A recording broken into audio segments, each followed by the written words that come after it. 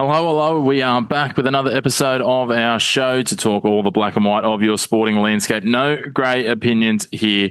We've got lots to pull apart. We've got some basketball, some cricket, some football, and plenty more in between. And a name that you didn't think would get a mention in the show, hang around for it to chat about 50 Cent. You can keep up to date with us throughout the week on our social media channels. You can find us on X, you can find us on TikTok, on Facebook, and on Instagram. And of course, make sure you are subscribed on whatever platform you're listening or watching on today. We're looking forward to digging into it. So without any further ado, let's welcome in our guest co-hosts returning to be alongside me for Around the Grounds. Lachlan Avil from Roundball Australia. Hello, Lachie. Hello, Chris. And the maestro from the ones and the twos, our resident and pinch hitting expert, JR Carter. Good to have you back. Hey, Chris. Let's get this started. I'm going to talk doing a deal with the devil, Lachie. The Tasmanian stadium is all of a sudden in limbo because there's been a vote of no confidence pushed for their premier over a stadium. I didn't think I'd see the day where all of a sudden building a new stadium for a football team would see the end of a political career. Yeah, I mean, we're here on the mainland, not in Tasmania. I imagine there is a couple other political kind of details in this as well, but obviously the stadium is a key part of it. And the Tasmanian Football Club seems to, from what we can tell, be of the opinion that if this vote succeeds and an early election is triggered in the state of Tasmania, then that would be the end for the Macquarie Point Stadium and therefore the Tasmanian Football Club. So there's a lot riding on what happens on Wednesday night as we're recording this portion of the show. So it's high stakes. The AFL have maintained throughout this whole process a term of the licence for the Tasmanian Devils Football Club is a new stadium. And if this doesn't happen, then you won't see the AFL backing down. So it's very high risk. And if it doesn't come off, then you can say goodbye to the idea of the Tassie Devils. Yeah, JR, they've come out and said, the quotes, the Premier has brought this on himself in terms of the vote of no confidence. He's repeatedly had repeated opportunities to listen to the people of Tasmania, and he's repeatedly refused to do that. Poll after poll have made it abundantly clear that Tasmanians do not and will not support a new stadium at Macquarie Point in Hobart. That's pretty damning. Look, it is very damning. Like, you need to be aware, like, this has been going on for decades now. Like, we can see, like, just the working dog crew that were sort of bringing up this stadium 10 years ago now, which became incredibly relevant. But, yeah, like, the Tasmanian people just never have taken to this concept of having a new stadium in Hobart. While, we were talking off air that maybe Bloodstone and doing a refurb there probably isn't actually that viable, like, that's what the Tasmanian people want. And, like, if that means they don't get their team, I think they're sort of okay with that. It's going to be an interesting one, and obviously there'll be lots of permutations. And Lachie, to your point, I think the underlying piece here, and the Macquarie Point Stadium is just part of this, is that we're talking about the fact that their state debt was predicted to double based on their budgeted and projected figures at $10.8 billion. And yes, the stadium projected at almost $1 billion of that obviously is a significant impact, but it's not the only straw that's breaking the camel's back, if you will, or the devil's back in this case. But there's a real challenge here in terms of the fact that, either the Labor Party are pushing this stadium, the other parties are looking at different questions, and what happens in terms of the expansion of AFL as well. Like, it's not just a Tasmanian issue. If this does disrupt the 19th team, we've heard talk of the NT, maybe they might jump the gun, but again, they need a new stadium.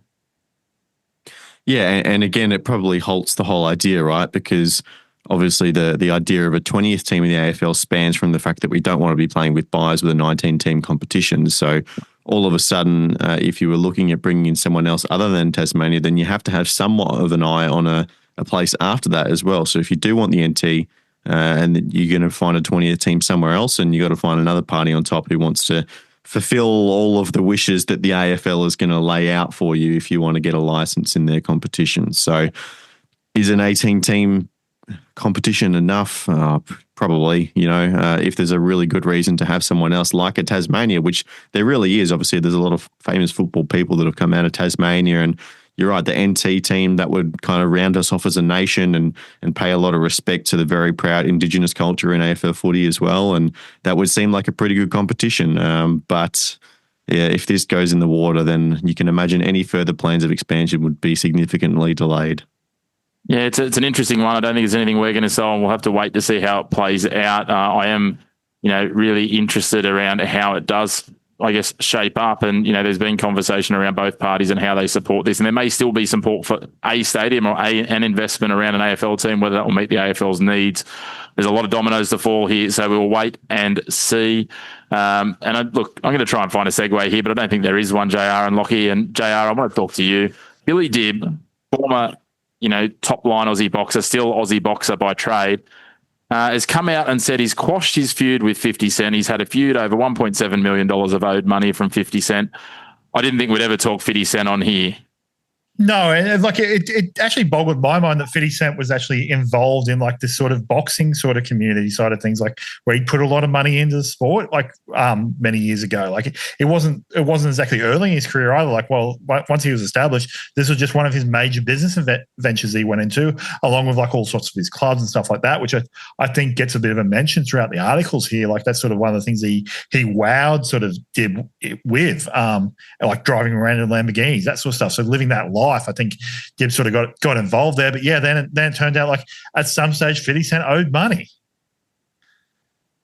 Well, it's a bizarre one, Lachie. I know you're not in the detail of this story, but just put this together for me. You're a youngster on the rise in your boxing career, and 50 Cent offers to lure you to his brand new promotions company. He's one of the biggest rappers in the world in 2012. Billy Dibb's a star on the rise, as JR said. He's whining and dining you in Lamborghinis. Get all the commitments. He starts taking a cut from everything, and then all of a sudden, bang, he shuts down and declares bankrupt his promotions company. Goes on to continue his rapping career, his TV and movie career. We've seen Power on Stan for the last 10 years with 75 different breakouts. And here's Billy Dibb, who then went on to have, some horrific health problems with cancer, who just had $1.7 million left owing. And now, he's found the light after, recovering from his cancer, et cetera, and just said, you know what, I'm not going to hold a grudge. He's a better man than me. Chris, you throw some real curveballs at me in these around the ground segments, and this is a bit of an all-timer. I don't know what to say. I don't listen to a lot of 50 Cent music. I have no idea who Billy Dibb is before you brought him up about 20 seconds. Well, no, about 120 seconds ago. Good on him. It seems like he's forgiven. I guess that's a good thing, right? Forgive and forget, move on. Congratulations to him. I think he's taken the high road. He's not going to get rich and he's not going to die trying. Let's move on to something you might be a little bit more familiar with, Lachie. Sorry, JR. Lachie got that reference. I was wondering where that was going to come in, and there it was. Let's move on to something you will be a little bit more comfortable with, Lachie. The French Open is in full swing, and I want to just doff our cap to our Aussie stars who went deep into this tournament. Alexei Poprin and Daria Kasatkina. Some might say not really an Aussie, but hey, there's next to her name. She's adopted us. We've adopted her, and we love an adopted Aussie. I only have to go back to Tatiana Grigori over in Sydney. Yeah, of course. We pinched a few in our time, none more so we enjoy than getting a Kiwi or two over to the mainland, to the big smoke, and claiming them of one of our own. But yeah, good to see them doing well. Obviously, a lot of Australian hopes would have been placed on Alex de Minaur, and they were dashed when he was 2-0 up, and then managed to fall in a 5-setter, which was quite disappointing. Gave rise to a pretty entertaining press conference after the match, though. But look, Australia is a very proud tennis nation, and we always want to see our Aussies going deep in singles tournaments, especially at these Grand Slams, and it's not often we get a couple of deep runs. So yeah, very exciting. It certainly is exciting, and we can't wait to see how the French Open plays out. Obviously, no Aussies left in the singles draws, but yeah, as you say, that Alexander Bublik press conference, giving people life advice. I think the way Christian and I talked about on our French Open episode last night was how to live a life-work balance as a professional athlete. So, if there's any professional athletes tuning in and you need help with that area, tune into Alexander Bublik's press conference. It was quite entertaining. Let's move on, and we're going to go into JR's wheelhouse here.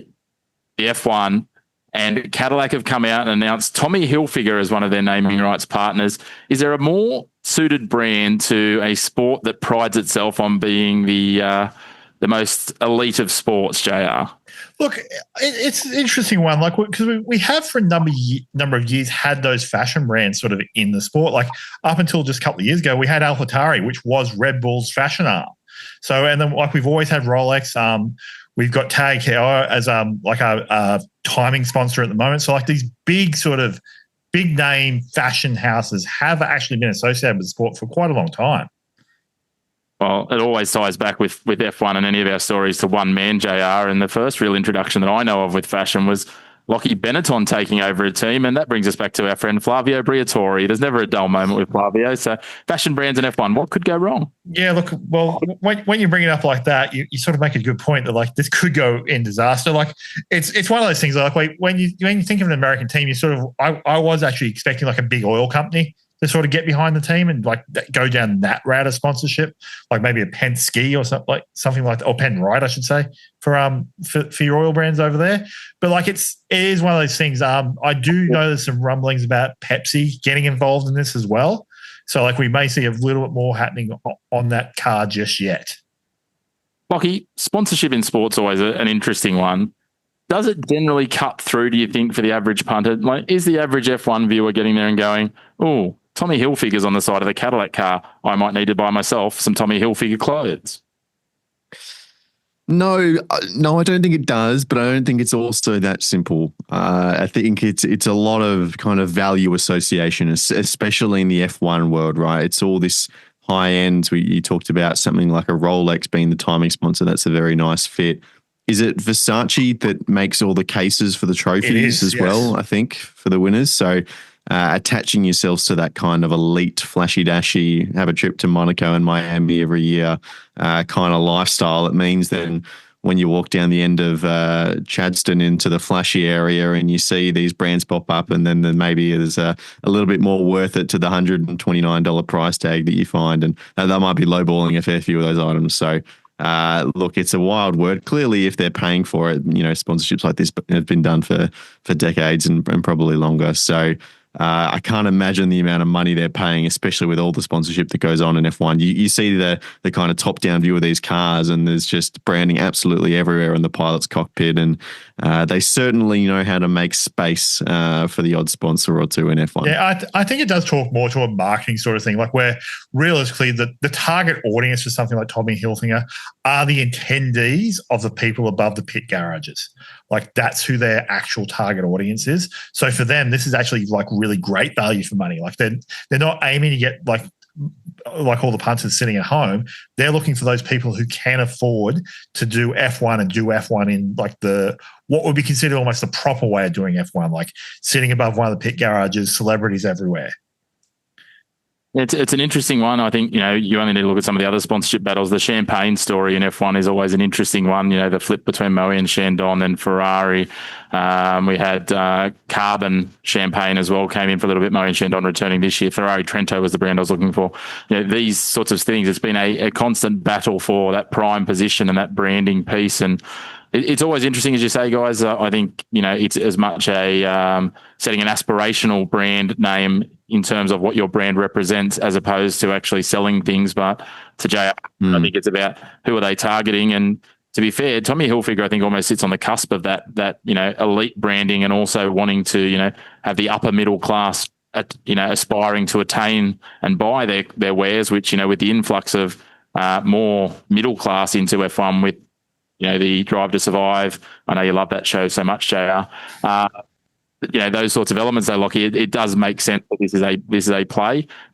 I was being a little bit tongue in cheek when I was suggesting that someone just leave the car, and there are people that the car and says, hey, I'll buy a pair of shoes because it's on the side of that car, but we'll wait and see what it does. It's certainly going to be branding because we know F1 fans will buy the kit, they'll wear it out, and that's more brand awareness. So it's certainly going to be an interesting. Can I add one more thing on the brand awareness in F1 as well, just to kind of break the suspension of disbelief for some people?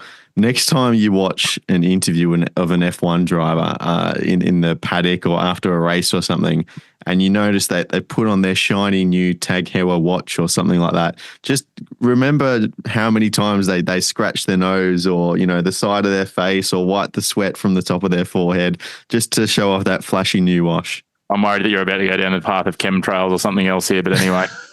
Let's, look, at the end of the day, people pay big money to be in movies too, to have their brands out there. It's all about brand awareness. Let's move on from this. We'll stay in the F1 world, and a brand that's not looking the best at the moment is the brand of Max Verstappen. He's in a little bit of strife after he basically, first of all, I think he's essentially now admitted that, I did drive into George Russell. He annoyed me. Yeah, look, Max is like we're getting classic Max back. Like this is Max circa 2016 that we're seeing right now. Like just he is his road. Like you are just there to observe it. Like do not get in his way in any way. But like Max needs to reel this in at this point. Like this has became a running joke for the last couple of races where just Max just crashing into whoever he feels like. Max is having temper tantrums if Max doesn't get his own way. Unfortunately, that Red Bull car was nowhere on the weekend. Like Red Bull's strategy, if they'd ended up with some soft tyres at the end of that race, their 3-stop strategy was actually really sound. But the problem was they didn't prepare for it in like earlier on in the race weekend, and they got stuck on that set of hards. And like, if Max had established that car, he could have then just thrown that car around because those hards would have just survived anything he threw. But because he didn't warm up properly and just let George and let Leclerc sort of get to him, he sort of scuffed his own race there. Yeah, it's interesting. I think it's polarizing, Lachie, when we get this, good old Max Verstappen out. The way he kind of just, one of the, I don't know whether it was one of the British journalists sort of interviewing after the race, asked, would you like to address and he basically just said, no, I don't really want to talk about it, and I want to move on. He's looking a little bit petulant at the moment, and I think results used to cover it up, but when he's finishing 10th in races, it's probably not helping his cause to be like this. I take a slightly different view on this. I think Max Verstappen is a lot more intelligent than people give him credit for. And I would argue it's incidents like this that won him the 2021 Drivers' World Championship. The fact that he's built a reputation as someone that will just go through you rather than going around you means other people pull away. And we've seen that. And you think about how close the 21 championship went down to on the final lap of Abu Dhabi in extremely controversial circumstances. All it required is just one race during that season of a driver knowing that Max is going to launch it down the inside to just hold back, knowing that there is zero chance that he is going to stop. So he has built this reputation as someone who is going to be petulant, and that provides an air of certainty about his actions. So if you know that someone is going to dive in and be aggressive, you are more likely to get out of the way. And so I think he's playing a little bit of the long game here. Obviously, in the moment, he was emotional and he was silly, and dangerous driving does have to be kept in check. But he's building a brand, Max Verstappen, and you say it was going against the brand.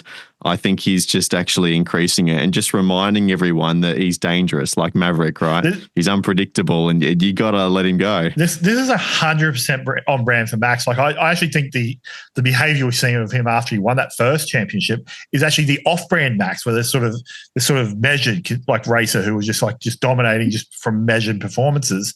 That's not who Max is. Max is there to be violent. That's what Max's brand is.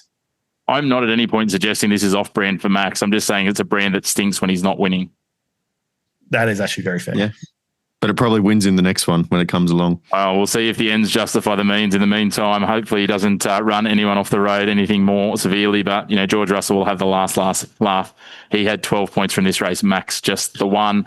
It'll be interesting to see how this builds out. And JR, in terms of that, will anyone take any action against Max for this? Look, the FIA has actually given him a relatively decent penalty, like having a 10-second penalty sort of at the end of the race. But like right now, it's his penalty points that are the main sort of thing right now. He's actually got himself to 11 penalty points. He's got till the end of this month, so he's got another race, which is Canada. He can get suspended if he screws up again.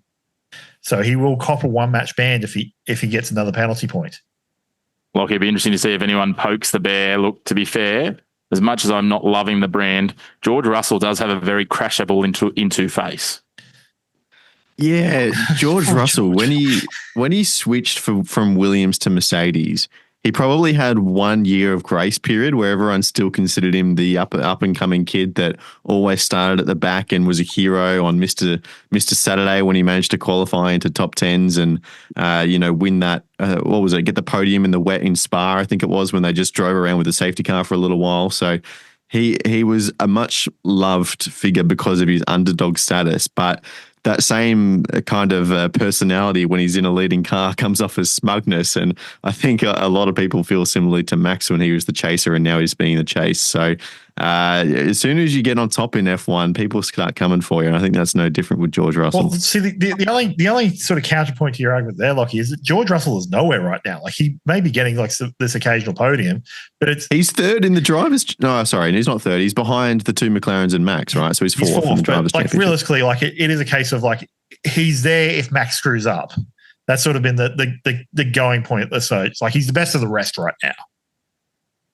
I just think that he's got a very air, even though he didn't come from a lot of money, he has an air of entitlement, especially since he's come to Mercedes. And I think there's a lot of people out there that, would be anti-George Russell. I'm not anti-George Russell. I'm just saying that, he has one of those people that, I could see that he would get under people's skin and that people would just be frustrated with him. And Max, look, he's going to bring him a box of tissues for the next race, so it'll all be okay. And look, he did force Alex Albon to buy him dinner after these recent instances as well. Yeah, there's an interesting little subculture in the F1. Some of those boys that are all very tight, which is, I think there's some other stories here, and what we see on the outside might not always be the case. Which, what a surprise, Lachie. The old adage, "Don't judge a book by its cover," might actually be true. Yeah, I mean, that just goes to show the idea we were talking about with Max, right? It's not like he just assembled 20 random races every week. This is a very tight group of people that see each other and race. What is it now, 25, 26 times a year in the fastest cars in the world. So reputations build and they hold there. So it's a fascinating element to F1. It certainly is. We will wait and see. Undoubtedly, there'll be more prangs, more rivalries, more spark in the F1 as it heads on. Let's see if Max can get through one more race without any more penalty points on his license. But in the meantime, let's go and rehydrate, rejuvenate. And Lachie, we might chat some football with you a little bit later in the show. Well, it's now time to head to the basketball courts, and at this time of the year, we talk to one man and one man only about the basketball. It is Ben Dunn, and he is back for some strong opinions, we might say. Good to have you back, mate. Thank you. Yeah, accuracy is certainly not my strong suit, so we'll see how we go. We certainly will. And speaking of that, obviously accuracy was a strong suit of Oklahoma City. They were the first coming through from the West, and there was a bit of I guess, pullback from the New York Knicks in the other series in the East, but it was Indiana that goes through. Look, I think, we talked about OKC were pretty short to go through from the West, but they made it hard work in a couple of the other series. Indiana, a surprise for many from the East, though. Yeah, absolutely. I think we both said that we thought that the New York crowd would end up getting the Knicks over the line, and it sort of seemed like it was a little bit of the opposite. I think it's the bright lights and the big stage got a bit too much for the Brunsons of the world, and they weren't able to sort of step up when other people like Halliburton rode the wave. And it was crazy to see, but I'm stoked that they're there, because I think that it is a better matchup for the Pacers against OKC than the Knicks would have been for sure. Yeah, I think when you look at these two sides and you talked about, the Brunsons and co, New York doesn't quite run as deep Indiana does in terms of the depth of their roster, which is what you're going to need to try and go realistically probably up to 6 or 7 games to get this done if you're going to upset Oklahoma. Yeah, I think you'd have to go 7. They're really short price favourites, and I think it's looking at, when I was looking at the stats today, that experts are favouring it to be a 4-1 to OKC. I'm predicting that it's probably going to go a sweep. But like you said, I think the Pacers are a lot deeper. They got a lot more guards to be able to throw at SGA than say Minnesota had, because they were trying to keep Ant away from that sort of stuff. Conley was too slow to go with it, and they just didn't really have the depth. But we got Nembhard, we got Naismith, we've got a bunch of guys that they can get. And TJ McConnell, we can keep throwing and try and slow them down a little bit. But again, at the same time, this is where we sort of saw OKC doing pretty well, disrupting that guard play and being able to go at sort of smaller matchups and use their bigs who are quite versatile to sort of wear those guys down. So it's going to be an interesting series, but one thing we do know for sure is that it is going to be fast-paced. Both these teams like to get out and run, so it's going to be fun to watch, that's for sure.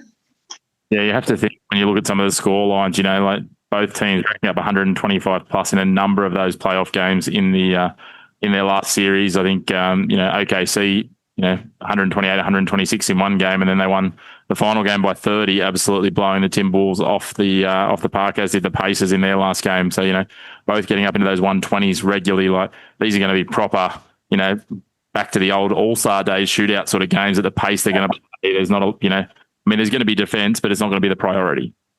No, absolutely not. And because both teams are so fast anyway, it's not going to be a lot of chance to sort of get back into any sort of defensive sets. I think there's going to have to be a real emphasis on crashing those offensive boards to even try and slow down those transition buckets, because otherwise it's just swing and they are gone. Like an outlet pass and someone's up there trying to get an easy bucket.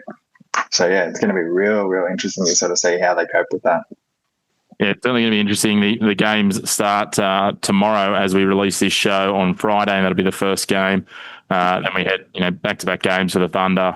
Then it goes to the Pacers, and hopefully, if we can get to sort of looking at the schedule of Game 6, we might have a conversation in a couple of weeks' time, Ben, to talk about. But as you said, a lot of the punters and the bookies are backing that'll either wrap up in 4 or 5. That's the favour. But, if it does go to 7, then we've got, essentially 2.5 weeks of entertainment with Game 7 scheduled for the 23rd of June, Australian time. So, as I said, Friday, Monday, Thursday, Saturday. It's not quite every second day, a bit of travel in there, but there'll be lots of prime basketball action over the next sort of week and a bit, and I can't wait. I guess your tip, you suggested you think it's going to be a sweep. Who have you got in that, MVP of the conference finals? Sorry, of the finals? Well, there's a couple of things that before we get into that I think need to, like, Halliburton's obviously going to be a little bit fired up after not getting the Eastern Conference MVP and that going to Pascal. And I think there was probably a little bit of recency bias in that Pascal dropped the 31 and somehow they then thought that he was the best player of that series. I definitely think it should have been Halley. So he's got something to prove, and he's going against SGA, who was obviously been the best player in the Western Conference Finals or playoffs so far. But what they really need to focus on is keeping SGA off the line, because I think he had somewhere close to 170 free throws so far in the playoffs, which even if I saw a stat where they split it first half and second half, and he was still 1 and 2 for free throws in the playoffs. So they really need to keep him off the line. And I think if they can do that, then that's how they're going to be able to extend the series. But I just don't know if they're going to be able to, because he's so crafty, he's so good at getting that whistle. I think it'll be closer to an OKC sweep than it will be to a 7-game series. And I guess when you talk about that, just going back to the SGA point, do you think, and there's always views on this in the broader basketball community, that there's certain players that not only have the ability to draw a foul better, but might get some more favourable treatment from the referees because they are those star players. It always goes back to the LeBron flopping, all these sorts of pieces. Are the referees being sold some candy here, to use an AFL term?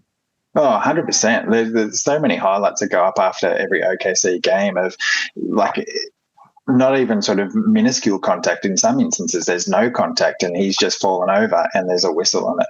And you just see everyone's heads go back. And even in the crowd, they're just looking around going, what is that? And obviously challenges being what they are, they don't want to waste them all the time. So, and you can't challenge everything. So I think they obviously withhold that sometimes. But yeah, there's something needs to be done, because it's been going on and he's not the only one. It's been going on, like you said, since LeBron. James Harden was definitely someone that did well out of it. Paul George, when he's been on some of his streaks, he's definitely gone to the line a lot. So it's definitely something a superstar call. And there is, I can't remember who it was, but I was listening to a podcast a couple of years ago and they were asking the welcome to the league moment, and he was sort of asking for a foul, and the guy's like, you're not an all-star, you're not getting it. So it's definitely a theme in the NBA for sure.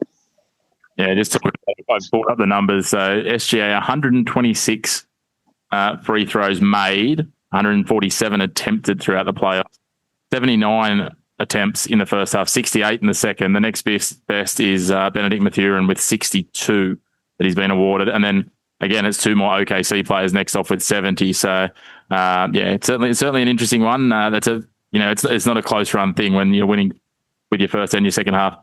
And again, to that point, he is, 85 clear of the next best person. So it's comprehensive even when you split those first and second halves out. Yeah, absolutely. So that's the only way they're going to be able to sort of keep it as a 2-horse race, so to speak, if they can keep him off the line and then they're in a fair contest. But otherwise, it's OKC by a landslide. Yeah, it's a real shame because the Pacers story has been a wonderful one, and it's not as probably big of a market as some of these other teams, and it's really galvanised them. You and I both, partial to some of the other American sports as well. And, you know, like their NFL team hasn't been exactly great for a while. They haven't had a lot to cheer about. Yeah. I get to host, you know, the Pat McAfee show every week. But it's, it'll be interesting to see. It'll be a great story if they could upset them. And, you know, again, not many were predicting them to get past Cleveland the way they did. So we'll wait and see how it all shapes up. Before we let you go, as I said, Ben, I want to know, is it SGA? You know, is it his MVP to lose? I think so. He's the heartbeat of that team, and he's definitely, as we've seen in the NBA stuff, with other awards, he's definitely the media narrative. So I think it'd be someone's going to have to come out and average 50 to take it off him, and I don't really see that happening because even though he's a point guard, he doesn't set the world on fire with his assist numbers. So yeah, I think it's SGA's to lose. We'll wait and see. And as I said, hopefully it gets to a 6 game so we can chat some more about it getting really heated and going down to the wire, because we love nothing more than a game 7 when it comes to these big series in American sport.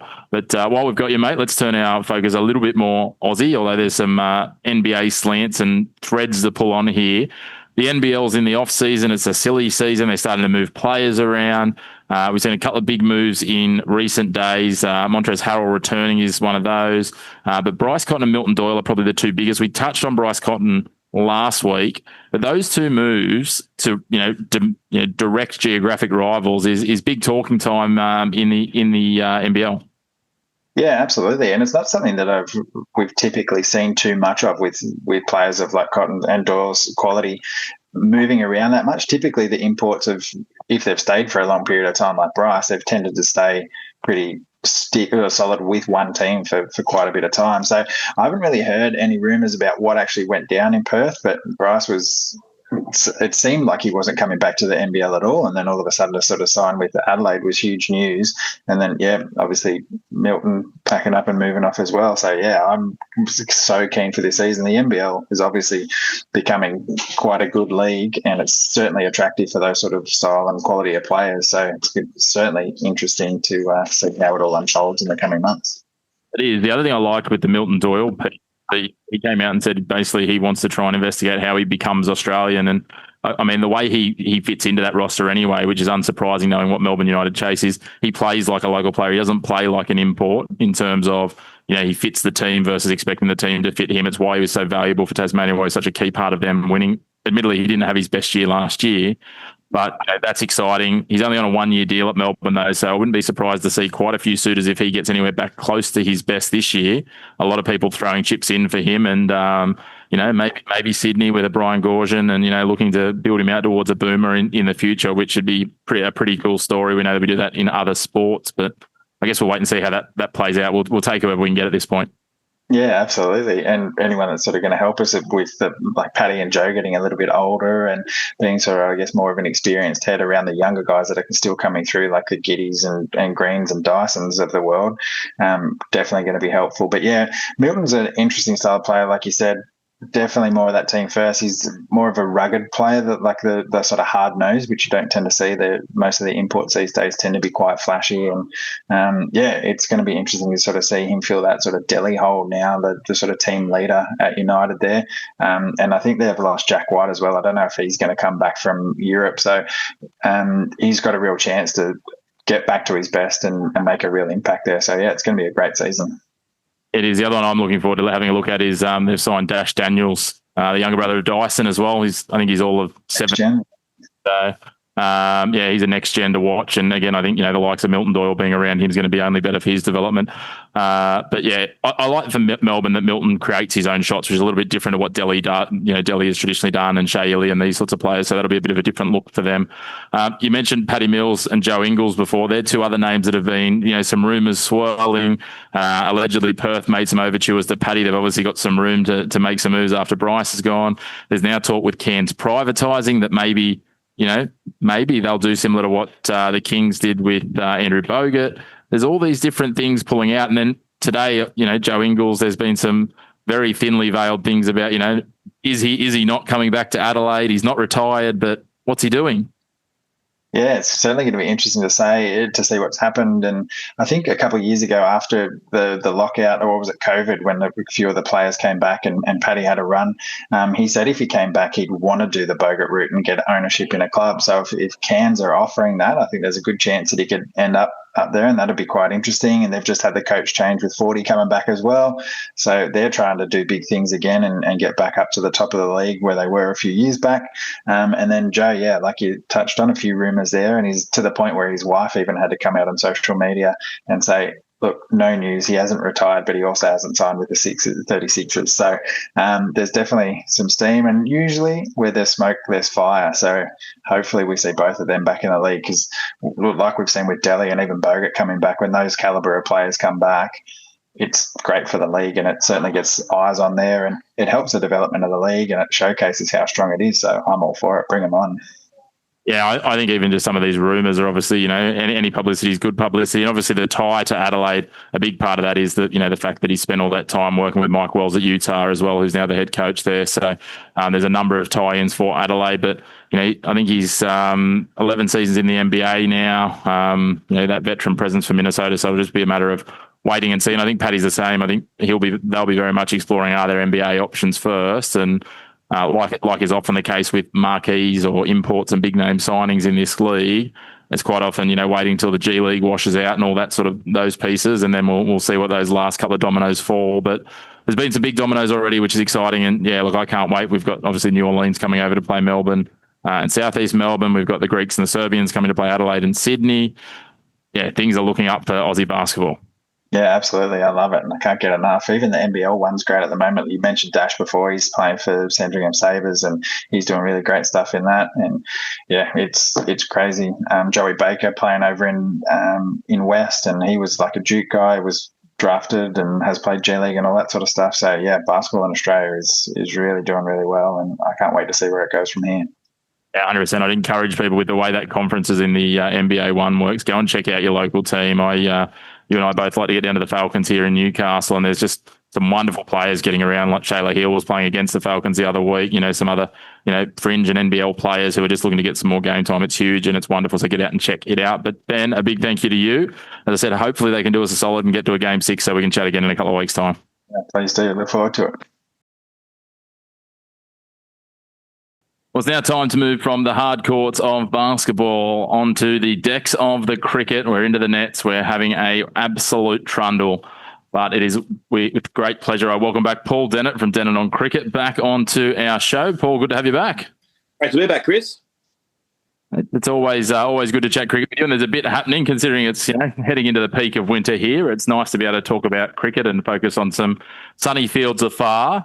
Let's start with the IPL, and it's not something that we, dig into a lot. It's not necessarily, it's a hectic schedule. It's wild what's going on. We talked about it the other week with all the political dramas around it. But finally, the prodigal son, Virat Kohli, and his RCB have won the IPL after an 18-year wait. Yeah, it was a final between two sides that had never won, and that was all the talking points in India going into it, that Bangalore and Punjab have never won, nor have Delhi. And so I was reading how there's sort of a bit of solidarity amongst the three sets of fans of those three franchises, that they can sort of share in the sadness that in the 18 years of the IPL's existence, they've never had a win. Well, that's now changed. I remember about a couple of weeks ago, I was chatting to a bloke from Bangalore when Bangalore beat Chennai in a game, and he was saying that the reaction in the city was just incandescent. There was fireworks going off. It was a joyous celebration. So I can only imagine what's going on there now. Yeah, and of course Virat Kohli a few weeks after he's retired from Test cricket, to finally win an IPL is pretty significant. It was kind of a little bit of a battle as well between him and the captain of the Kings. So Shreyas Iyer, who last season was the captain of Kolkata and took them to the IPL winning the premiership, and was promptly axed by them. So he almost had the biggest sort of response of all time to come to a different franchise and win it for them. But to come runners-up, still pretty good. Ricky Ponting was the coach. They made a real effort to get lots of young Indian talent into the side, and which they did, and did very well. And it was pretty close in the end. Probably the scorecard makes it look a little bit closer because the final over, Shashank Singh smashed Josh Hazlewood around, but it was the last 4 balls. The first 2 balls were dot balls, and that then meant that mathematically was the only way they were going to win. So Hazelwood, having had a wonderful tournament, actually finished with some ordinary figures, pretty much the only time in the whole tournament that he got collared. But he has been a standout, massive success. They'll probably, he will has probably added a zero to his bankability for India for financial rewards for the rest of his career. Pretty happy for him, actually. I think that he deserves it. Yeah, great to see. We talked about Coley. Obviously, and we're talking before about the existence of the IPL for 18 years. He's been involved in it since day one. So to get that title with RCB, he's been often castigated as the man who is responsible when they don't win. Yeah, I think it was their fourth final. That they've had three losses before. So yeah, pretty significant to get the win first time round. Another one I didn't mention in terms of from an Australian interest was Josh Inglis. That he's had a pretty decent little burst towards the end of the season, and again, not a match-winning contribution last night, but a pretty rapid 30-odd to go with some decent scores prior to that. So we'll probably get into the World Test Championship discussion as well, but it's hard to draw a line through white ball form in front of 100,000 people in the IPL to red ball and how that's going to go in Lords. But he's a chance of making the Australian side, both as an opener and probably as number 6. Probably not favoured in either position, but he's probably done his cause a little bit of help in the last week or so with some fairly decent scores. Runs and wickets can never harm your situation, that's for sure. And speaking of white ball and players that have put their name up in lights, and we're talking more historically, Glenn Maxwell obviously came out this week and announced his one-day international retirement. It's been a phenomenal career across the Australian formats, but most notably probably in the one-day format, including that miraculous, how could we forget, double ton that got us out of trouble against Afghanistan when he could barely move. Yeah, I still think it's the most extraordinary innings I've ever seen, and a lot of people say it's the best one-day innings ever played, and I don't disagree with them. I remember watching it, and it was just unbelievable. And when you look at the scorecard, I think it's the sort of thing, if you watch the highlights again, you'd still think it wasn't going to happen. That's how impressive it was. He was barely able to walk, and he was somehow muscling balls out of the ground. The thing about him is that his strike rate, 127, I think it was, for his one-day international career. When you consider some of the really good Australian players, like Mark Waugh with a strike rate in the 70s, Adam Gilchrist even with a strike rate in the 90s, Maxwell's not a little bit above them. He is incredibly above them. And you have to acknowledge that they played in a different era. Things were different. The boundaries were not as roped in. The bats weren't as big, blah, blah, blah. But it still doesn't explain that level of difference. And on my podcast last night, I made the joyous point that Jeff Marsh, who I didn't particularly rate as a player, I know a lot of people did, had a strike rate less than half of that of Glenn Maxwell in one-day cricket. So it's an extraordinary statistic to have I think his strike rate was 55. Maxie's is comfortably double him. So second highest strike rate of all time of anyone who had a decent career. And I think it's probably the right time for him to retire, given that he was probably starting to struggle a bit, and the one-day game is so predicated on the World Cup. So the World Cup's not for 2 more years. Probably the right time to step aside. But I'm still sad to see him go. Yeah, it feels like we're gonna miss something, and obviously we've seen that wonderful form at different points. So it will leave a big opening in the one-day side, and I'm going to draw a very long bow of a segue from your talk of one Martian into another. The Australian T20 squad, much to JR's dismay, has been named today, and Mitch Marsh returns as captain in that squad. I don't mind that. As long as I don't pick him in the test matches ever again, I'm calm. But I wouldn't even put that past them. He has had a very good IPL. He's very consistent for Lucknow Super Giants. I think he finished with probably the 5th most runs overall. Going into last night's game, I think Coley might have gone past him, but 5th most runs, very, very decent average, very decent strike rate. And I think he's a very popular guy, and I think that you could have worse players as captain in the one-day sides, in the T20 side. So I'm calm about it. How are we here? How has this happened again? I wasn't aware of this news, and Christina put it in the rundown. What on earth is this? How are we here? I buried the lead, JR, on purpose. I'm dismayed. Like, he's a man at the end of his career. T20 is where our developing players are really like at their best. Let the young guys like really shine in that environment. Like, the Big Show was probably the last person and admittedly, if Maxwell was healthy, he would have been my pick as captain for that side. But let the younger team, like the younger generation, come through in that 2020 squad. Don't have relics like Marsh in there.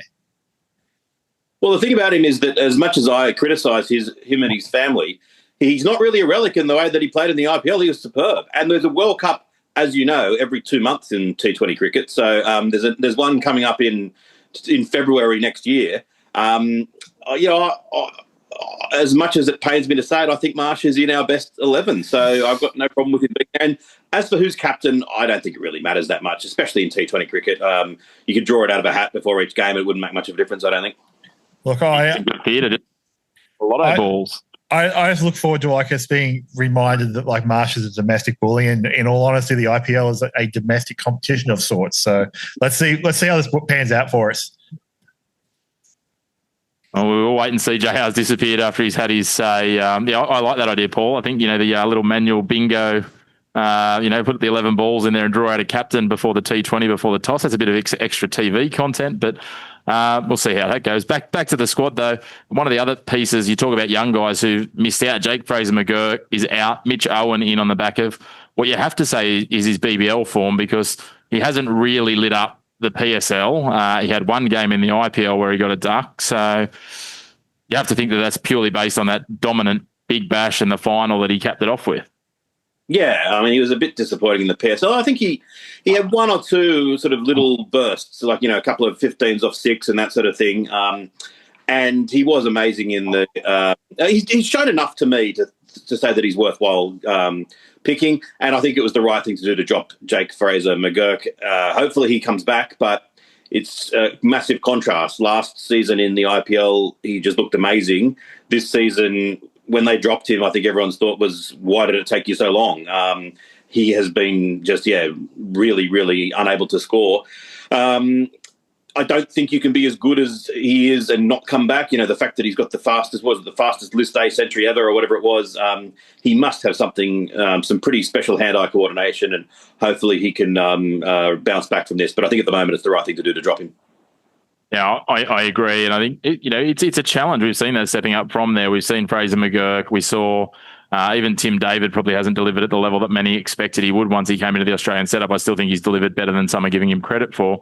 But it'll be interesting to see now whether Mitch Owen can do that. I guess when we look at the rest of the makeup of the squad, though, Pat Cummins, Stark, and Travis Head will all be rested. Hazelwood, Inglis, who we talked about before, Cameron Green and Matt Kuhneman are the only members who've been named in the Test squad and the T20 squad for this tour. Kuhneman, if he gets picked, would be his T20 international debut. Yeah, and I think he's really key for that World Cup will be in America and India. Left arm orthodox spin is very, very suited to those conditions, and I think that with Ashton Agar, they said he wasn't considered because of injury, but I don't think he would have been picked anyway. So Kuhneman, I think, shapes as a very important player for that T20 World Cup. So hopefully he gets lots of opportunities over there in the West Indies. And it's a funny one that we always deprioritise T20 international cricket, and we're doing it again.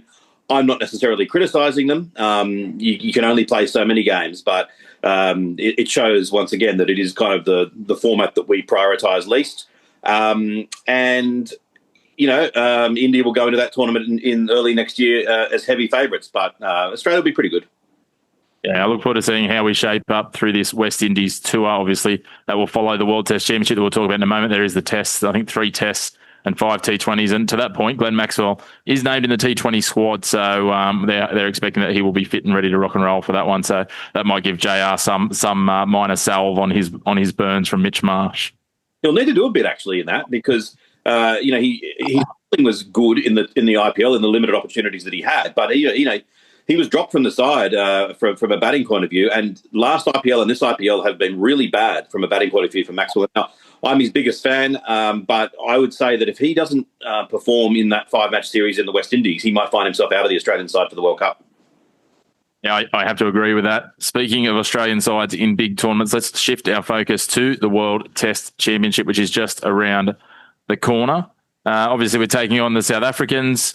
This is it's certainly an opportunity for Australia to win another piece of silverware, continue to build that trophy.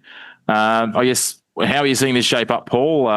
Lots of people would have been very surprised if we had told them 12 to 18 months ago that South Africa were going to be our opponents in this match. Yeah, I mean, it's an intriguing one-off test. It's very hard to draw a line through the South African form because you look at their batters and, it's not the Hashim Amla, AB de Villiers, Jacques Callis, Dean Elgar, that massively fantastic pedigree of not that long ago.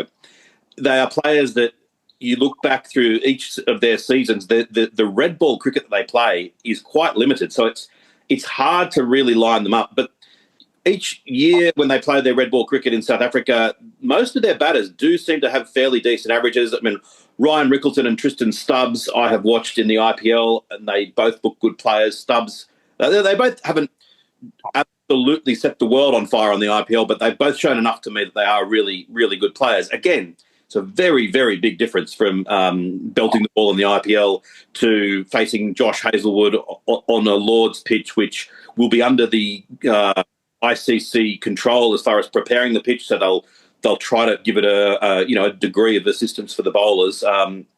So it's very, very hard one to draw a line through. Aidan Markram's another one, is a good player. Temba Bavuma has been their standout success in recent years, but it's almost like that. I don't know. I was thinking today, this is probably harsh on Bavuma, but there's an analogy to looking at Wimbledon in the 60s when it was only amateurs allowed and all the best players were playing off in the professional circuit. You sort of think Bavuma's not really getting a gig in the T20 franchise league, so he's doing well in Test cricket, but I don't know. I have this feeling maybe slightly overrated. I hope no one from South Africa is watching this because that's not going to go down well. Hello across to everyone in South Africa. And when he gets 100 in the final, I'll duly apologise. But then they've got Verena, who looks really good. They've got Beddington, who's another one that he's got a fairly decent record. I think his recent form not so good. But you look at all that and you say, if they bat as well as their first-class records indicate, they could be a real threat. But without wanting to overstate the case, every time we seem to play them in an important game, we beat them. And that really shouldn't draw on things. But I can see us blowing them away. But I can also see conditions play a big part over there as well. That if they bowl first and it's a green top and a grey day, there's been plenty of times that Australia have been humbled in England in those sorts of conditions.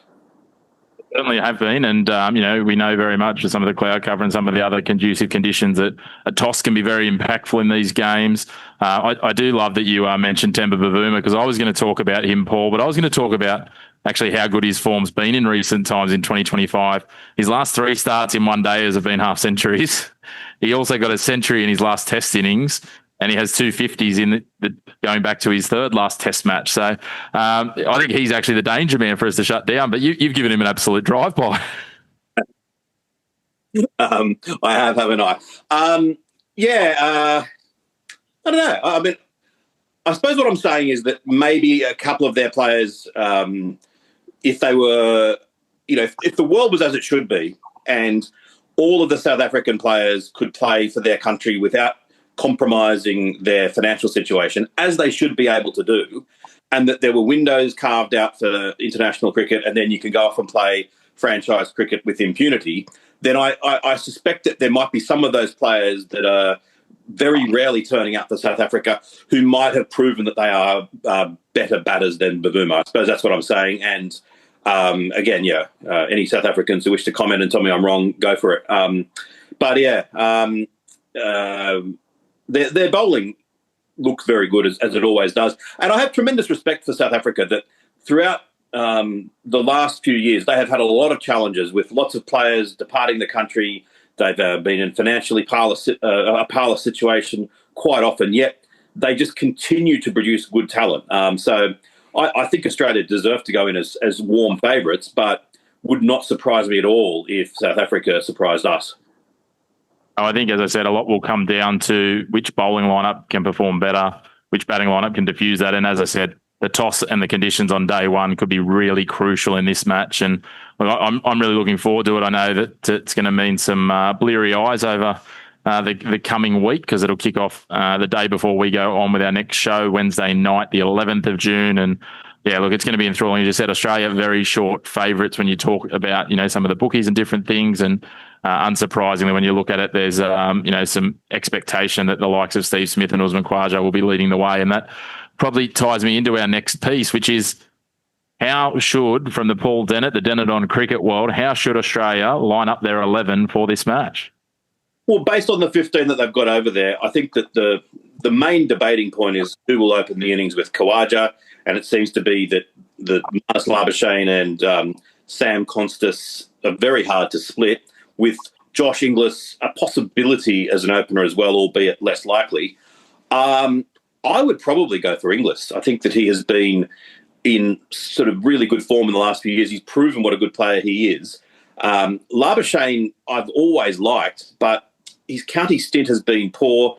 He just doesn't seem to try to score, and I could just see him coming out and defending, and then nicking one. Constas obviously is a great talent. You can't do what he's done at age 19 if you aren't a great talent.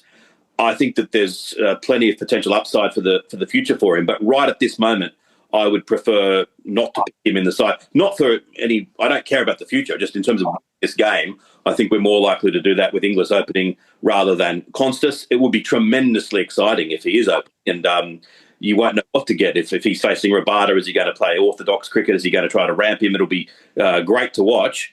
And then the other debating point is Webster at 6 is probably likely because Cameron Green is not going to bowl.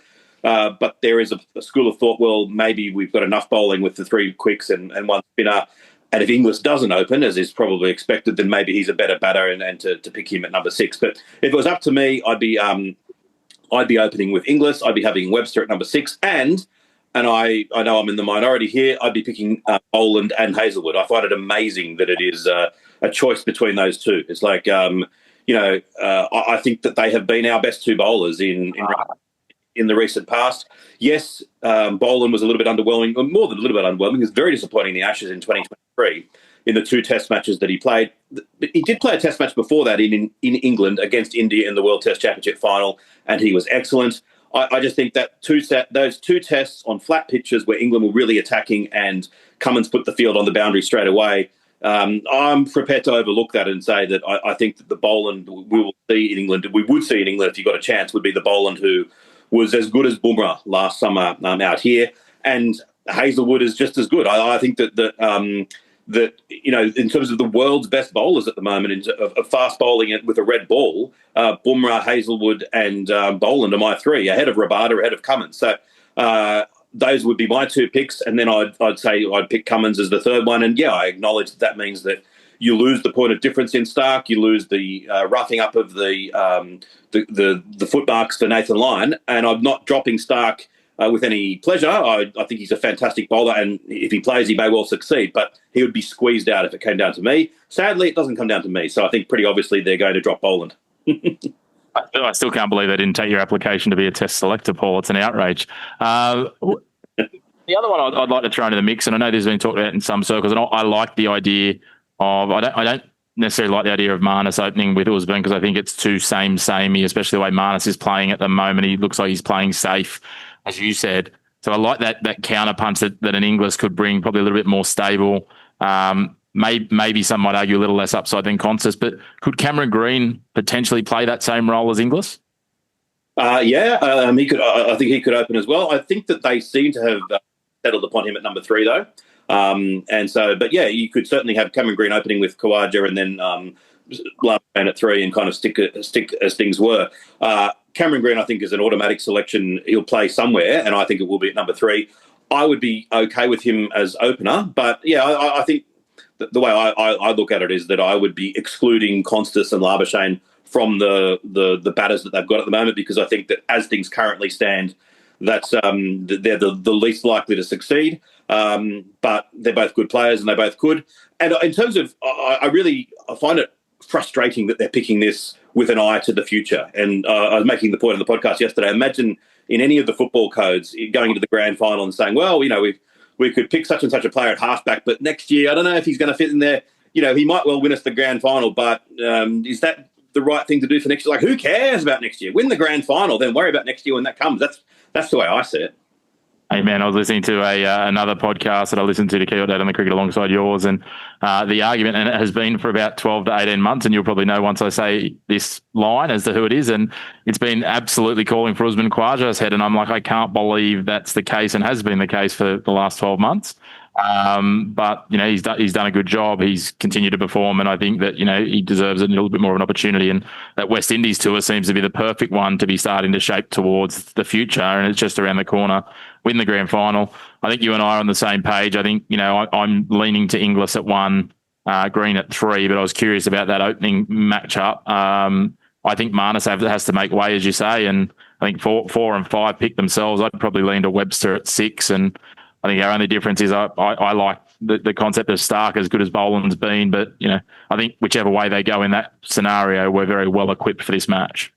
Yeah, I agree with that. And in some ways, Cummins and Hazelwood, their preparation playing in the IPL, although it's very non-traditional, it's probably not the worst preparation. I know Stark was playing in the IPL as well, but bowling 4 overs every few days, ticking along nicely, playing a fair bit in the nets and whatever else. It's not the 15, 20 over days and getting real heavy overs into the legs, but they're pretty smart. And I know that Hazelwood has had an injury, but I would like to think that they'll be ready to hit the ground running, and that the preparation, although unusual, will pan out to be pretty good. It's interesting that Boland didn't, or maybe he did try and we don't know, but the fact that he's not gone over and had a county stint probably has counted against him. That if he'd gone over and taken a bag full of wickets, then that would have made his case that much stronger. But even so, that they still might not have picked him.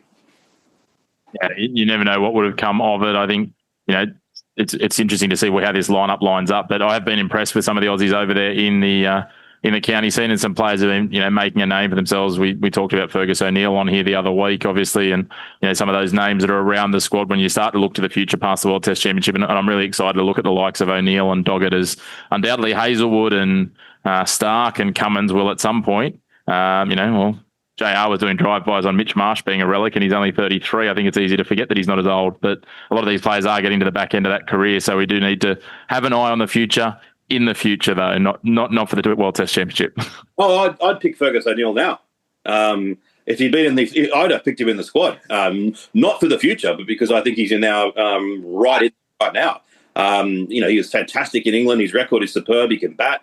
I've made the comment that where does he fit into the side? I'd have to squeeze Cummins out. He could be captain 12th man.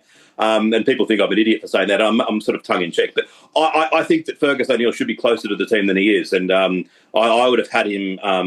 I'm surprised that they think that Doggett's above him. As good a bowler as Doggett is, I think Fergus O'Neill should be in contention very much for the Ashes next summer. Yeah, I agree. I think, I'm impressed with both of them, but I think there's, a bit of a gap, and I think it's in the opposite way to what the selectors think. But look, it wouldn't be the first time you or I disagree with some Australian selectors. No, absolutely. And I think that the thing with O'Neill is that the real tour that does loom is the 2027 Ashes. And I think that as much as I'd like to see him in there sooner, it's not going to happen. But if he can keep on building and in that 2027 Ashes, if he can be over there and be a Terry Alderman style bowler for those the older listeners who can remember what he did in 81 and 89, that would be magnificent, because he really does look like he'd be suited to English conditions. Not that he's not suited to Australian conditions, though, as well. Certainly not. Will be interesting to see the development of those two. But in the meantime, we have the World Test Championship kicking off next week. And if you want to get more up to date and more in depth on your cricket, of course, check out Dennett on Cricket, a wonderful podcast across all of your podcast platforms. As always, great to have you on, Paul, and look forward to chatting to you soon. Thanks, Chris. Good on you, mate. And we move on from the cricket and we head to the football world. And of course, when we're talking football, we bring back in our football guru, our resident football expert from Roundball Australia, the man himself, Lachlan Avil. He's back after a little break from Round to the Grounds. Thanks, Chris. Yeah, here for the specialty. No curveballs here, hopefully. I think I know everything you've got on the rundown here, so we should be set. I need to really sneak a bit of a curveball into one of these football segments one day and just throw you for six. It is good fun seeing the reactions. And look, you're pretty nimble on your feet, but it'll be pretty vanilla this time around. But the first thing I want to talk about, and I know that football fans were, fairly passionate about this on social media. We had the A-League Grand Final on the weekend, and towards the end of this football segment, we will break down the A-League Grand Final and the results of it. But the piece I wanted to talk about was the pre-game police presence. And look, I'm someone who's obviously, I won't say agnostic in terms of my sporting allegiances, but I've got sporting allegiances across a number of codes. I know you do with some codes and much more of a leaning to football, but this just seemed a huge reaction. The number of police lined up down Swan Street in the pre-game, like they were trying to make some sort of a statement. Vic Pol don't have the best name in the business at the best of times, but this really didn't leave a good taste for a lot of people. No, so there is so much to this story that you can break down, Chris, and we probably don't have enough time on today's show. And the situation was for the Melbourne Victory supporters, the Active, the North Terrace, they have a designated bar where they meet at, they drink, obviously, and they gather and prepare themselves for the march towards the stadium for most of the Melbourne Victory home games. And of course, for a Melbourne Derby Grand Final, that atmosphere was only heightened as well. And clearly, Victoria Police, I won't speak particularly to their motivations, but the facts are that they closed police precincts around the city to enable enough staff to be outside of this hotel to do whatever you want to call it. I'll keep my words rather towards the middle of the line, but there were hundreds. There was riot staff, there were horses, there was just so many police officers there lining the streets, really restricting the movement of fans as they tried to move as well. And if you look at a lot of the testimony from people who were actually there on the night, you look at letters that have been written into newspapers and opinions and comments on social media, people complained that the police were contributing significantly more to the tension of that evening rather than any fans. Now, there were plenty of flares lit and thrown, and flares are illegal. I'm not trying to excuse that behaviour. That is a fact in Australia that you are not allowed to use them for anything other than a maritime emergency. But apart from that, the only incident that was reported by Victoria Police was one officer that I believe got kicked in the head that was taken to hospital for minor injuries. Now, Milos Degenek, who is a member of the Australian national team, he was asked a question at the press conference. Of course, the Socceroos are playing in Perth on Thursday night. He was asked about those scenes, and he has experience playing in Serbia and many other European countries where this is a kind of atmosphere that is celebrated over in Europe and is encouraged, and the police presence is significantly more minimal, which may surprise you compared to the I guess the atmosphere and the perceived acts of football supporters. And one thing he was saying is that when you have that many police and you're restricting movement, if you don't allow people to move, then all it takes is one person to bump into another. Someone's going to trip over someone's foot, and things are going to escalate from there. And as soon as the match is lit, it's just going to go up in flames really quick. So for just only one minor incident like that to occur for all of this police presence, I think it's pretty clear to say that this is a really unjustified act. Melbourne Victory have come out and said so in a statement since the grand final. And all you have to do is go up and look the footage of the Melbourne City march to the ground as well. They had probably not quite as many numbers, but just as much atmosphere, just as many people singing and chanting, and police stood to the side and allowed them to move. It was a significantly longer march as well. And for some reason, you can have your own guess, the media interpretation of both of those marches was significantly different. Now, I know I'm going on for a while here, but there is a big background to this. Obviously, the Melbourne Derby invasion game in Christmas of 2022 has a lot of context to add on to this. This is, Melbourne Victory, we'll call them supporters. They were in the North Terrace, criminals that entered the field of play and have since been banned for things like, assaulting the Melbourne City goalkeeper, Tom Glover, at the time. This has given Victoria Police an excuse to do the things they do. And from an internal perspective, they can justify it. And the way that particular media have been covering this event, like Channel 9 sending a crime reporter rather than a sports reporter to the game to cover the events, it just... It makes me really angry as a football supporter and someone who believes in the potential of the game in Australia. And unfortunately, it's 100% true that football fans at times have not painted themselves in the best light. And unfortunately, it's that small group of people that continually give people in power the opportunity to do things like this. Yeah, it certainly seemed, as you said, like a very lopsided and heavy-handed reaction. I think there's some within the Vic poll, or those who are alongside them in terms of their alignment of thought, that will touch on the point that you did, that there were a number of criminal acts, in most predominantly flares. But they will also suggest, I've seen some commentary today around the fact that they are of the belief that the reason that there was such limited activity was because of the police presence, which I think is a correlation rather than a causation. But it's an interesting piece, right? Because we do know we've had, and to an extent, Melbourne Victory fans have drawn some attention through incidents like that, as have a number of other soccer fans. And people will talk about the concentration effect, the number of, flares being set off, other minor crimes that are occurring at football games versus the number of people that attend because of generally the lower attendances versus some of the major codes. But the counter to that is we had someone with a replica gun at an AFL game not that long ago. Yeah, and it's the comparison between football and the other codes is the real sticking point here. We're not trying to say all people that attend football games are perfect, but to the same key, not all people that attend AFL and NRL games are perfect. There was a clip at a Hawks game last week of their own fans beating up against each other at the MCG. These are not isolated incidents to particular sports, but because it's football, and there is so much more backstory to go into if you want to try and explain the origins of soccer in this country. But because it's football, it gets painted with a different brush. And that is a fact. And again, it's unfortunate because there are people that give these little moments like Bucketgate, like throwing flares that, again, are illegal in Australia, that give people the opportunity to paint them that way. But there are just as many, if not more, incidents in other codes. And I'm actually really hopeful that we get something on Roundball Australia out about this particular topic and break down some of the numbers in real detail and talk about this issue, because soccer is treated unfairly and hopefully that can change. But that won't change if people, like some of the other networks, have vested interest in other sports and continually paint soccer fans in Australia as hooligans, as violence, as rioting, which is some of the language that was used for Saturday night. Yeah, they're throwing a few flares, but they're marching to the game. They're not hurting people. Yeah, I agree on that front. I think it would be interesting to see what those numbers are, especially as a concentration number, because that's the key piece, right? Because we can get there and say, if there's 1 million people and there's 10 crimes, well, that's worse than there being 9 crimes. But if those 9 crimes are committed by 90,000 or 9 million, well, we've got very different stories. So I think it's an interesting piece. I think the vested interest from the media is realistically probably not going to change drastically, unfortunately. But that's why, organisations such as yours play such a really crucial role in getting the real football story out there. And that's why we encourage people to go and, get their football news from the likes of Roundball Australia, not from tabloid media.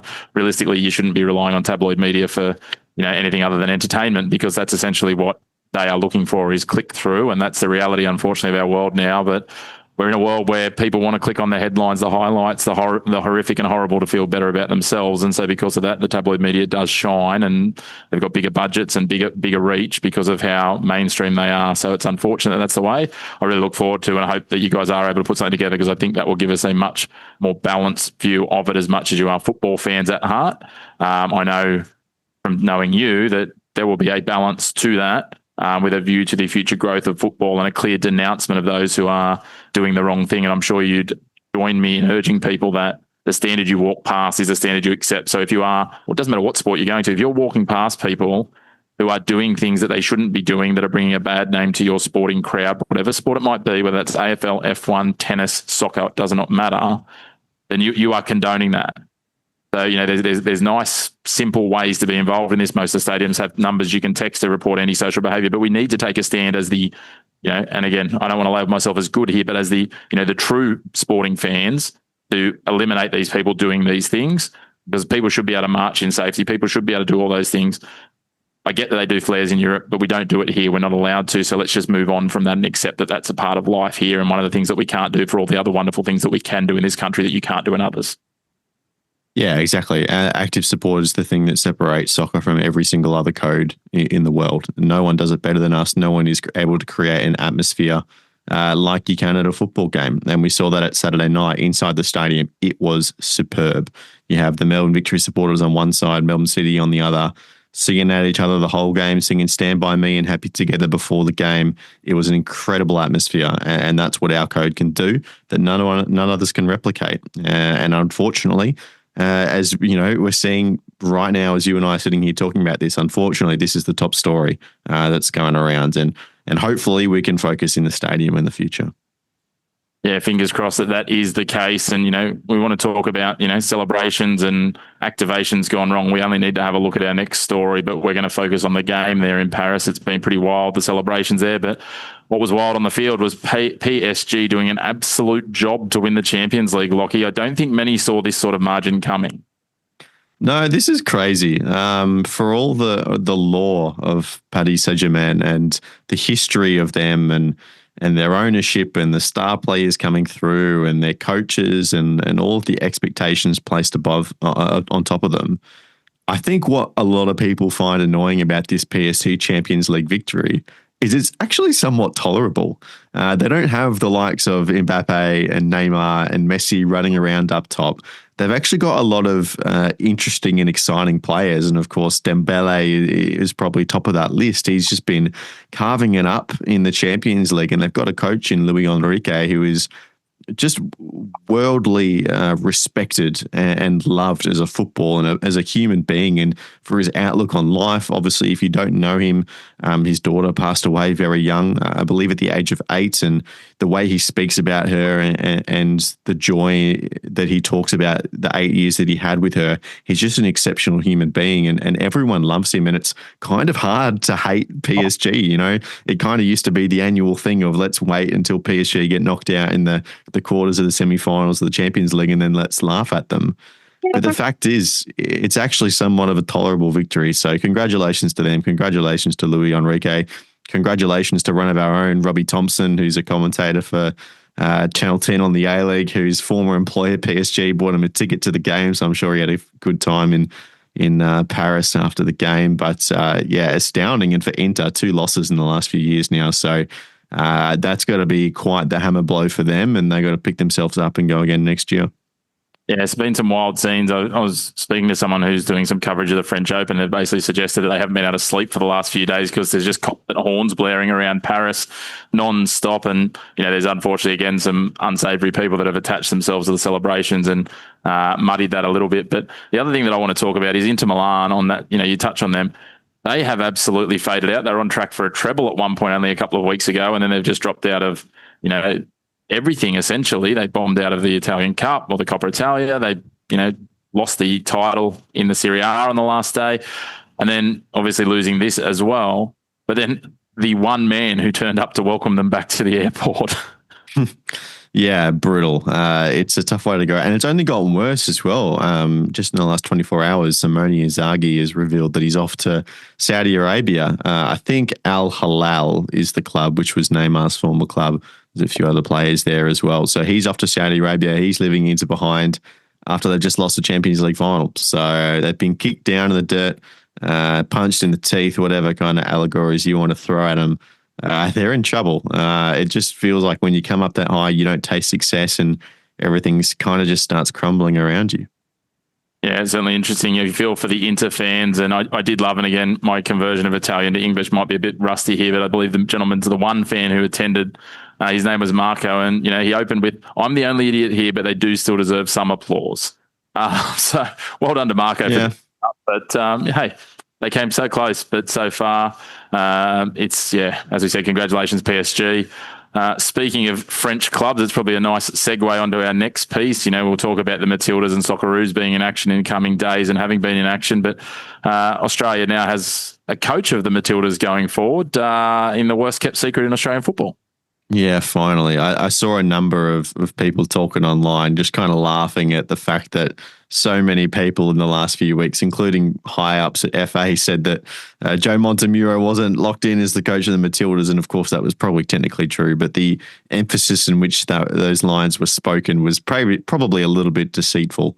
it seemed like a done deal for a number of months now, and they had to be respectful, and they talked about that after the release as well, that, Joe was in contract. He's left 12 months early from Lyon, which is one of the most prestigious clubs in women's world football. So that was a big decision, but speaking at the press conference the other day, his love for Australia and for the Matildas and his goal to coach that team was one day was very clear. So it's really good that they finally got him in. For me, it is the best appointment they could have made. Obviously, the timing is horrible. They should have done it 12 months ago. And they kind of weren't really willing to admit that blunder either, which was disappointing on the behalf of FA. But he's here. And the fact is we now have about 7 or 8 months until the start of the Women's Asian Cup. And that's what's important now. And just a shout out to Tom Samani as well, who's led this team now for a third stint. He expected to be just hopping in for a little bit, maybe out of it by Christmas, and he's stuck around for a full 9 months or so. So credit to him. He's been an incredible servant to not just the women's game, but Australian football. He's worked with FA, he's worked with a couple of A-League clubs, and he's been around the traps as well. So incredible for him. It's clear that the team really loves him, and he's got them enjoying their football again. And we could talk about some of the football being played in these Argentina games, but I think just the fact that they're winning, they're out there with a positive atmosphere, especially after the debacle of the Olympics and the She Believes Cup. Just to have the positive atmosphere around this team again is really important heading into a new era under Joe Montemurro. It certainly is, and that's a nice segue. You talked about that. The Matildas now make it 4 games unbeaten, 4 wins in a row, actually, with back-to-back wins against Argentina on Friday and then again on Monday. We're finding goals. We're looking like they're enjoying their football, to your point, Lachie. It's positive signs, and things have to be heading into the right direction as we go into this new era. Yeah, and for me, the most critical part of the next 6 months, which will be an odd thing to say for a national team, but actually the scheduling of games. There will be no competitive football between now and the first game of the Asian Cup in which the Matildas will play. So for Joe, it's collaborating with Football Australia and whoever the person is that rings around to football associations around the world and tries to negotiate these deals, is actually just to get a good runway of fixtures and manage the opposition that you want to select. Obviously, we've got a 4-game season against Slovenia and Panama, one of the P's, I was close, in WA in a couple of weeks, which will be good just to get some reps under the belt. And obviously those kind of games are going to be good for Montemurro to just instill his system and the foundations of what he wants to see. And then you got to pick your opposition. Do you want to take some of the European heavyweights? Of course, they have to deal with the Women's European Championships in this off-season. And then when do we get some Asian opposition in? Because typically they're the teams that, ironically, Australia has struggled against the most in men's and women's football. Is if we're expected to be the dominant side, can we hold the ball and break teams down and expect to win games of football with high possession counts? So managing that schedule is going to be absolutely critical to the team's success at the Asian Cup. I believe we do have enough time. If that is done correctly, the Matildas have shown that they can ride a wave of momentum like no other team. And so if we get everything right in that respect, there's no reason why they can't be successful at the Asian Cup. No, I agree. It'll be interesting to see, as you say, what they can line up. Obviously, we've got that big window in July where there's a lot of these continental tournaments for the other continents as well, which is going to limit availability of teams in those windows. And then it's essentially sort of, I think, 2 or 3 windows before we get to the start of March for the 2026 AFC Asian Women's Cup. So we'll wait and see what they can do. Hopefully they can juggle it together. There's so much that comes in terms of also considering where and who they play. It's not just the who, because of the nature of getting teams to travel all the way to Australia. We know we're on the other side of the world as far as most footballing nations and players who are playing, especially in European and American leagues for the women's competitions, are concerned. Yeah, I mean, the good thing for Australia and Football Australia especially is that they do have a lot of negotiating power. Obviously, the brand of the Matildas is, probably has to be one of the strongest women's national team brands in the world, right? So they're going to generate ticket sales. They're going to generate sponsorship and revenue that they can pass on to these teams that are coming to tour. So all of the friendlies that Australia have been played, apart from that little European pair when Tom Samani first came in, they've all been in Australia because they want to get the Matildas in front of Australians and generating that revenue while they're hot commodities, right? So that is the benefit. But also going to Europe and doing a little tour around there and playing the likes of maybe the Englands, the Germanys, the Frances. That's obviously an important test at some point as well. Yeah, I think so. And obviously, as we get closer to that Asian Cup, the teams will want to come here, check out what the setups are, where there might be a lead-in opportunity because we're hosting. So hopefully we can see some blockbuster games here in Australia in the lead up to that Asian Cup as well. And that'll probably be where we'll see some of those Asian teams coming through. Again, you touched on before, Lachie, the next round of the Socceroos qualifiers, some very key games up against Japan and Saudi Arabia. Win and go in from these games, really, isn't it? Yeah, one win in either game should be enough, very likely. Obviously, the team that we're competing against directly for second spot is Saudi Arabia, and we play them second. So a win over them is definitely good. If we win the Japan game on Thursday night, we're pretty much locked in. We'll be 6 points and at least 10 goal difference above Saudi Arabia at that point, with them to play in the early hours of Friday morning. So it's very possible that you'll wake up on Friday and discover that the Socceroos have qualified for the World Cup in 2026, which would be very exciting. But if that doesn't happen, then it's going to go down to a 1v1 in Saudi Arabia. Of course, Hervé Renard is the coach that managed to lead them to a defeat of Argentina in the World Cup in the group stages, and he left with the French women's national team and now has come back for another run around with the Saudis. So there's a big, kind of momentum behind them at the moment. And if we have to go into that final game in Saudi needing a result, obviously they're going to need a result as well. So that's a high pressure situation we don't want to find ourselves in. Yeah, it's some interesting permutations, as you say. I mean, Indonesia could do us some favours as well, which, we don't want to put too many chips into that basket, but we saw, the players that they've recruited into their side. So we'll know a lot more. As you said, if we get a win, it's basically all but done because of that 10 goal difference, unless Saudi Arabia could trounce Indonesia and then trounce us. I think it's Bahrain, just by the way, that first one. Right, thank you. Yeah. So it'll be interesting to see how that shapes up, though, as to those matches playing out. And look, it could come down to do or die, as you say, in Saudi Arabia at the wonderful time of 4:15 Eastern time on Wednesday morning. So hopefully that's just a victory procession of us going through as an automatic qualifier. Yeah, hopefully. I think if there is something on the line for that game, we'll determine whether I'm awake for it or not. If we do have a chance of qualifying on that night, then I'll definitely be awake at 4:15. Might even be on the YouTube as well. We'll see. But look, it's going to be a fascinating window. There are a couple of key absences. Harry Suter is one of the key players for the Socceroos. He's been out injured for a while.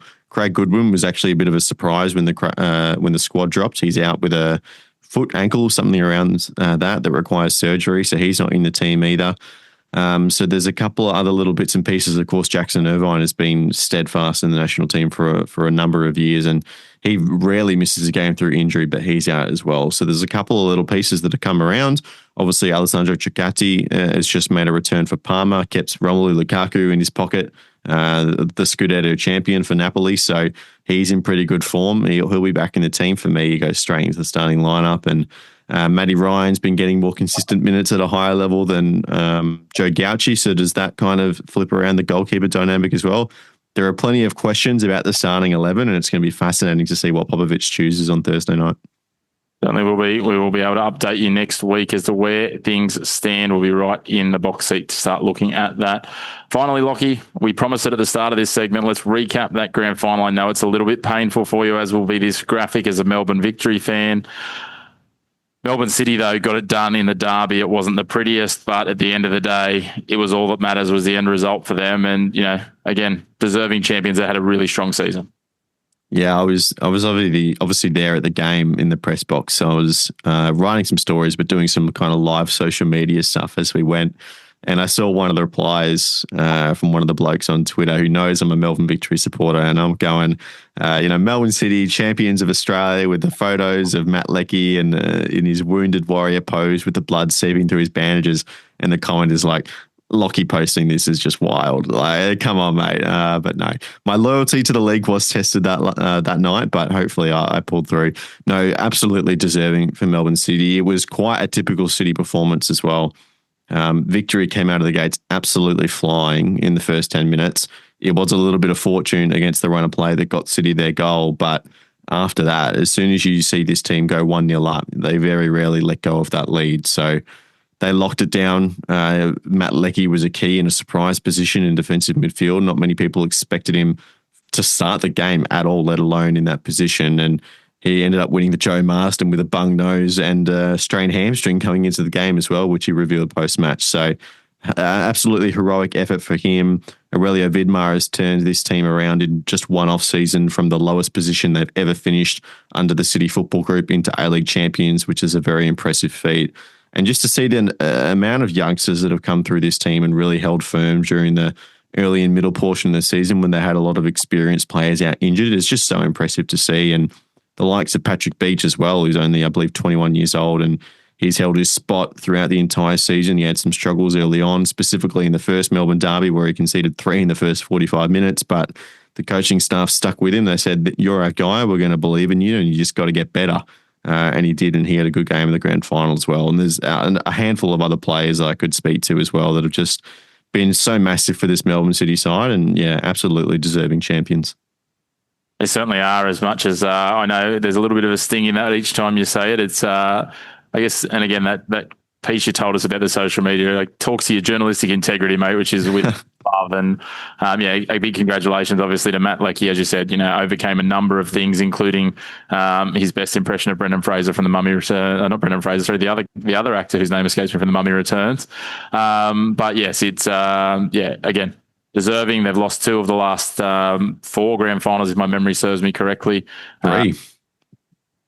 2 of the last 3, Melbourne. 2 of the last 3 previous to this. Sorry, you are correct. Yep. So that does make it 4 years in a row that a Melbourne team's lost the grand final, which gives the rest of us hope. Sorry, I think I've messed up my numbers. I meant 3 of the last 4 grand finals.